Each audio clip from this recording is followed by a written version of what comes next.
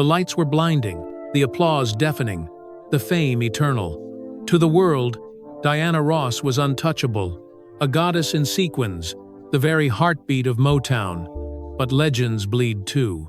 And when the stage went dark, she faced nights of crushing loneliness, love that turned into pain, and battles no audience ever witnessed. At 77, her story is no longer just about music, it's about the invisible price of survival. Diana Ross was born in Detroit in 1944, in a neighborhood where dreams often ended before they began. Her family was modest, surviving paycheck to paycheck, yet her mother always believed that Diana carried something extraordinary within her. While other children played in the streets, Diana would stand in front of a mirror, holding a brush like a microphone, rehearsing for an audience that only existed in her imagination. That small apartment echoed with her voice, and though the world outside seemed gray, Diana created her own universe filled with rhythm and light. It was in the church choir and at local talent shows that she first discovered the power of her voice, not just its beauty, but its ability to move people. Every note was a glimpse into the emotions she had bottled up, every performance a chance to escape the weight of ordinary life. To many around her, she was just another girl from the projects. But to Diana, the stage was already a promise, a secret doorway to a future far beyond Detroit's broken streets. As a teenager, Diana's determination to rise above her surroundings only grew stronger. She attended Cass Technical High School, a place known for nurturing talent, where she immersed herself not just in music but in fashion design, envisioning herself already living the life of a star. But her heart was always pulled back to singing, the one gift that seemed to transcend every barrier in her path. With her friends Mary Wilson and Florence Ballard, she formed a group that would eventually change the face of American music.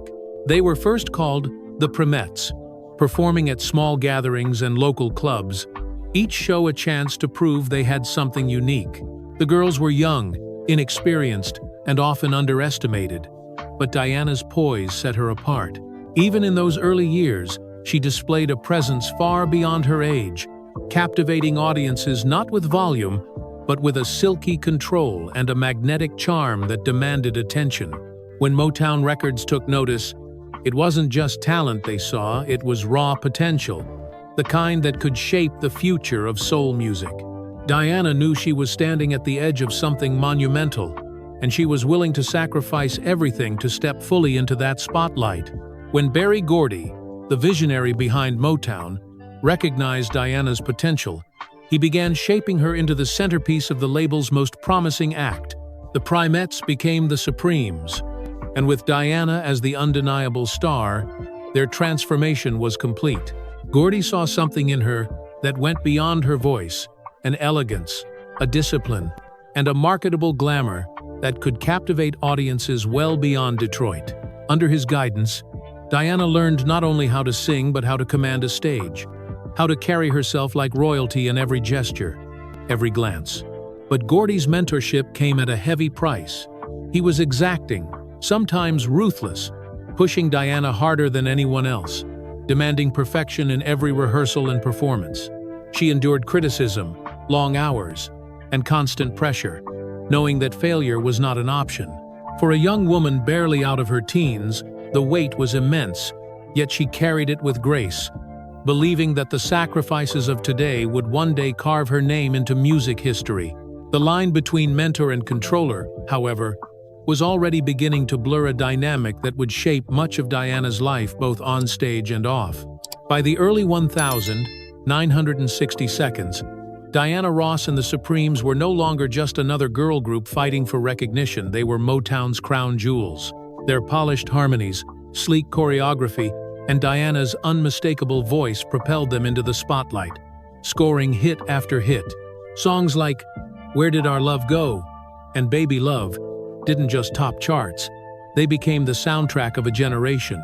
But behind the glittering success was a grueling pace, endless recording sessions, rehearsals that stretched into the night, and relentless touring left Diana with little time for rest, let alone a personal life. As the group's fame grew, so did the expectations placed squarely on Diana's shoulders. Every gesture, every note, every appearance was scrutinized. She was expected to embody perfection at all times, a symbol of elegance who could transcend race and class barriers. The pressure of maintaining that flawless image was crushing, yet Diana rarely let it show. On stage, she sparkled in gowns and diamonds. Off-stage, exhaustion gnawed at her, but she pressed forward, convinced that the world demanded nothing less. Success had come, but already the cost of it was beginning to carve itself into her life. Behind the polished smiles and matching gowns, tensions inside the Supremes began to simmer. Florence Ballard, once a central figure in the group, felt overshadowed as Diana increasingly became the focus of Motown's marketing machine. Mary Wilson, too, often struggled with being cast into the background. While the public saw three young women moving in perfect harmony, behind the curtain, jealousy, hurt, and resentment threatened to pull everything apart. Berry Gordy's insistence that Diana stand front and center only widened the divide, creating fractures that would never truly heal. For Diana, the isolation was profound. She was both the star and the target, the one lifted higher but also the one held responsible for every misstep. Rumors of favoritism swirled, and friendships that had once been a lifeline became strained. She tried to maintain composure, but the weight of being singled out began to take its toll. Applause roared louder than ever. Yet off-stage, Diana often felt lonelier than she had as a girl singing to her bedroom mirror. What the world celebrated as her triumph was, in many ways, the beginning of her solitude. By the late 1960 seconds, Diana made the bold decision that would forever redefine her career, stepping away from the safety of the Supremes to launch a solo path. To many, it seemed unthinkable. She was leaving behind the group that had made her a household name, risking everything on the fragile hope that her star could shine even brighter on its own. But Berry Gordy believed in her singular potential, and Diana herself felt that she could no longer remain confined in the shadows of fractured friendships and mounting tensions. Her solo debut was crafted with precision, every note, every lyric designed to showcase the vulnerability and power of her voice. When the curtain rose on Diana Ross, the solo artist, the gamble paid off. Audiences embraced her with open arms, and she quickly proved that she was more than just the face of the Supremes. She was a force entirely her own. Yet even in victory, there was a lingering fear. If she stumbled now, there would be no one to share the fall. The burden of carrying her own legend had truly begun. Diana's solo career soared with a brilliance that few artists could ever dream of achieving. Her first albums delivered chart-topping hits, and her voice seemed to carry the weight of every longing and heartbreak in the world. Songs like "Ain't No Mountain High Enough" didn't just entertain, they became anthems, proof that Diana Ross was more than a star. She was a cultural phenomenon. Fashion magazines celebrated her elegance. Television shows welcomed her with reverence, and arenas filled with fans who saw her not just as a singer, but as a symbol of triumph and sophistication. But the glamour that dazzled millions often masked the sacrifices it demanded. Diana was constantly on the road, rarely pausing long enough to catch her breath, and the image of perfection she was forced to maintain became a cage of its own. Appearances at Hollywood premieres and high-profile parties gave the illusion of a charmed life, yet behind the scenes she was often too tired to smile, too drained to enjoy the very success she had fought so hard to earn. Fame had given her everything she once dreamed of, but it had also stolen the simple joys that might have made her life whole. Behind the curtain of fame, Diana's personal life became a battlefield of its own. Her relationship with Berry Gordy blurred the lines between mentorship, love, and control. At first, it seemed like a bond built on admiration and trust, but slowly, the imbalance of power revealed its darker edges. Gordy's influence reached into every corner of her world, her career decisions, her friendships, even her sense of independence.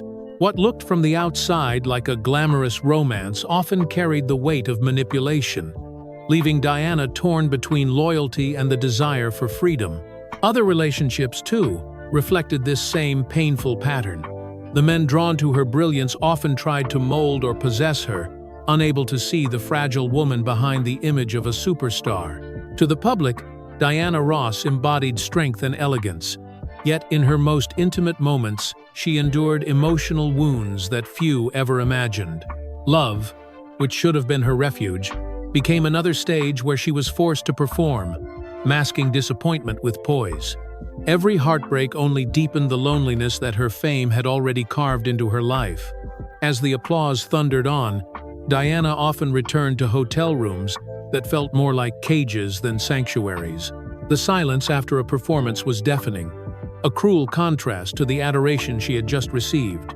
Nights stretched into long hours of isolation, where even her success seemed hollow. She had the world at her feet, yet she couldn't escape the gnawing emptiness that came when the lights dimmed. These were the moments when loneliness wrapped around her like a second skin, when even the most glamorous gowns and glittering trophies could not disguise her fatigue. Whispers of depression followed her throughout the years, though Diana rarely admitted it publicly. Instead, she masked her struggles with unwavering professionalism, never letting her audience see the cracks beneath the surface. Friends recalled moments when she seemed distant, almost unreachable, as if retreating into a private world where pain was safer, left unspoken. For Diana, the stage became both salvation and prison, the only place where she felt alive, and the very place that demanded she bury her truth. At home, the struggles became even more complex. Diana was a mother who loved her children deeply, yet the demands of her career often left her torn between the stage and the quiet needs of family life. Her daughters grew up under the shadow of her fame, constantly reminded that their mother belonged not just to them, but to the world. Tension sometimes flared, as they craved the presence of a parent who was too often away on tour or locked in exhausting rehearsals. Diana, caught between guilt and duty, tried to bridge the gap with lavish gestures, but no gift could replace time lost. Her extended family also carried its share of conflict. Siblings who once leaned on her success began to feel distant as her fame expanded beyond their reach. Some saw her as a beacon of pride, others as someone who had become untouchable. Within her own household, arguments about control, privacy, and independence left Diana drained, struggling to balance the dual roles of icon and mother. For a woman adored by millions, the saddest truth was that peace remained elusive in the very place she longed for it most, her home. As Diana's fame climbed higher, a new image began to attach itself to her name, the reputation of being a difficult diva. Stories circulated about her sharp demands, her unwillingness to compromise, her insistence on perfection at any cost. To the media, this became an easy narrative, the glamorous star who had let success turn her cold. But the truth was far more complicated. Behind the so-called diva behavior was a woman constantly forced to defend her worth in an industry that was eager to exploit her. Every demand, every moment of assertiveness, was often a shield against being diminished or controlled. Still, the label followed her everywhere, staining her public persona and further isolating her. Colleagues whispered, friends drifted away, and even loyal fans began to see her through the distorted lens of gossip. Diana learned to wear the mask of the diva, because in many ways it was easier than revealing how vulnerable she truly felt. Yet the mask only deepened her loneliness. The stronger the world believed she was, the harder it became for her to admit the weakness that weighed on her heart. There were moments when the facade of control shattered, revealing the fragility she tried so hard to conceal. One such moment came during a live performance, when a stage mishap left her shaken and visibly vulnerable in front of thousands.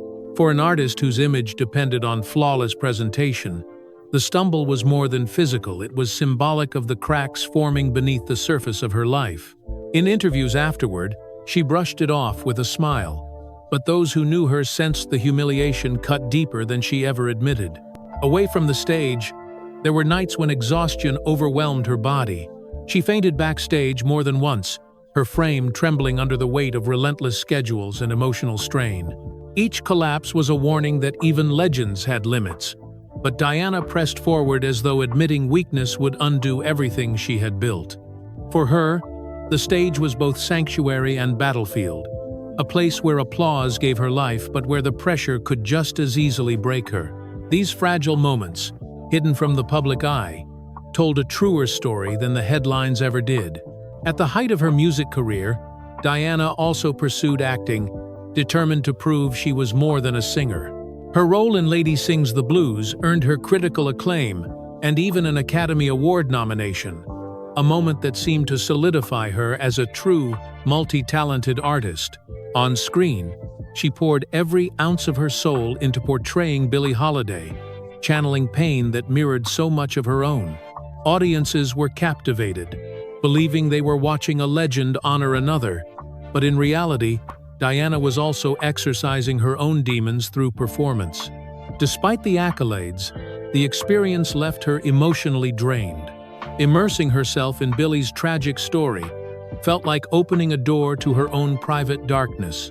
She carried that heaviness long after filming Wrapped, a reminder that the lines between art and life were dangerously blurred. Other roles followed, but none ever brought her the same fulfillment or the same torment.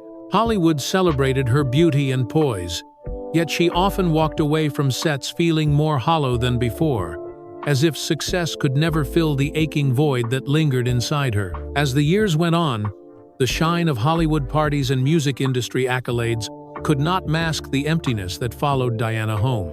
Friends who once surrounded her began to drift away, either unable to keep pace with her fame or unwilling to navigate the walls she built around herself. Romantic relationships, often intense in the beginning, ended in heartbreak and disillusionment. She had men who admired her beauty, her talent, her power, but few who truly understood the fragile woman beneath the legend. Each failed relationship carved another scar, deepening the sense that love for her was destined to end in silence. Even in moments of public triumph, Diana felt the sting of abandonment. She would stand before thousands, commanding a sea of faces, then retreat into solitude where no one knew how to reach her. The contradiction became unbearable. The woman adored by millions could not find lasting connection in her most private hours. Fame had given her a platform larger than life, but it had also robbed her of intimacy, replacing genuine companionship with fleeting encounters and fractured trust. The higher she climbed, the further away real closeness seemed to drift. When Motown, the empire that had nurtured her rise, began to crumble in the late 1970s, Diana felt the loss as more than a business shift. It was the collapse of a foundation she had relied on for decades. The label that had once been her sanctuary was sold and reshaped, leaving her without the steady anchor of Berry Gordy's machine behind her. Though she was determined to keep her career alive, the absence of Motown's guiding hand forced her to face an industry that could be merciless to women, especially those no longer in their youth. The move to new record labels brought fresh opportunities, but also fresh insecurities. Critics became harsher, questioning whether her magic could endure outside the Motown bubble. Audiences still adored her, but Diana sensed the tide shifting, the music world growing more ruthless, younger, and less forgiving. She poured herself into every performance as if each might be her last, clinging to the stage as the only place where she still felt untouchable. Yet the more she tried to hold on, the more she realized that time, fame, and even legacy were slipping beyond her control. In her later years, long after the headlines had faded and the spotlight had dimmed, Diana found herself living in a kind of elegant solitude. She still graced stages on occasion, her voice softer, but still carrying the same emotional force that once defined a generation. Yet the grand tours became fewer, the dazzling television appearances rare. Behind the rare public smiles was a woman learning to live with the silence she had once feared. The applause, once her lifeline, had quieted, leaving space for reflections she could no longer escape. At over 60, Diana began to step away from the endless pursuit of dominance in the industry, choosing instead to protect what remained of her health and spirit. But withdrawal came with its own kind of pain. The adoration she once took for granted now appeared only in fleeting bursts, and the world that had once seemed to revolve around her no longer paid the same attention. Nights grew lonelier, and even surrounded by family, She often seemed a figure apart, still regal, still iconic, yet profoundly isolated. The legend had survived, but the woman behind it remained haunted by the loneliness that had followed her since the beginning. On the rare occasions she returned to the stage, Diana dazzled audiences with the same poise that had made her a legend. Her gown still shimmered, her presence still commanded respect, and her voice, though touched by time, carried a depth of wisdom that only years of survival could bring. Fans erupted in joy. Some moved to tears at simply being in the same room as the icon they had adored for decades. Yet when the final note faded and the curtain fell, the emptiness returned as swiftly as ever. For Diana, applause had always been fleeting. It vanished the moment silence reclaimed the room. In interviews, she spoke with grace, insisting she was content, but her eyes often betrayed a sadness words could not disguise. Even family gatherings, where laughter and love should have been abundant, sometimes left her feeling like an outsider. The woman who had given her life to music and performance could not always find the same harmony in her own personal world. Each appearance reminded the world of her power, but it also reminded her of the solitude no fame could erase. The brilliance of her legacy only made the shadows more profound. As time passed, the true weight of Diana Ross's journey became clearer. Her legacy was not just built on the gold records, the sold-out arenas, or the awards lined neatly on shelves. It was also carved out of sacrifice, pain, and an iron will to survive in a world that constantly demanded more than it gave back. Younger artists often named her as their inspiration, a trailblazer who proved that a black woman could stand at the very center of global pop culture and command it with elegance. But few of them knew the private battles she had fought, the tears shed in silence after nights of thunderous applause. To the world, Diana remained a legend, frozen in sequins and spotlight, an icon of glamour and resilience. Yet her story was always a study. In contrast, the woman who made millions feel less alone, yet struggled with isolation herself. The singer who gave love through every lyric, but rarely found it returned in the way she longed for. Her invisible pain was woven into the very fabric of her art, transforming her songs into testimonies of endurance. It is in that duality, glory and grief, triumph and loneliness, that her true legacy resides. At 77, Diana Ross stands as both a triumph and a tragedy, a woman who gave the world her brilliance while carrying the scars it left behind.